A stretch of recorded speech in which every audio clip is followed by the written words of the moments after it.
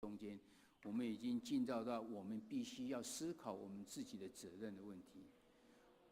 神你再次的告诉我们，原来我们所有的事情都是从心里而发出的，冲突也是从我们心里面来孕育出来的。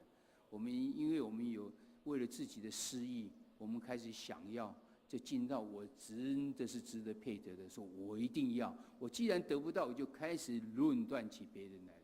我论断别人说，我还是我觉得还是应该不够，所以我就又要来惩罚别人。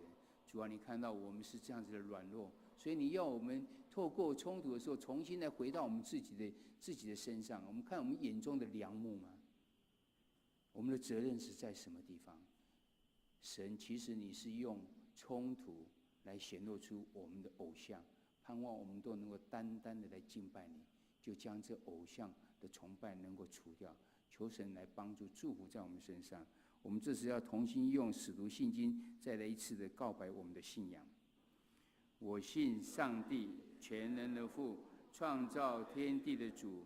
我信我主耶稣基督，上帝的独生子，因圣灵感孕，由童贞女玛利亚所生，在本丢彼拉多手下受难，被钉十字架，受死，埋葬，降在阴间，第三天从死人中复活，升天，坐在全能父上帝的右边，将来必从那里降临，审判活人死人。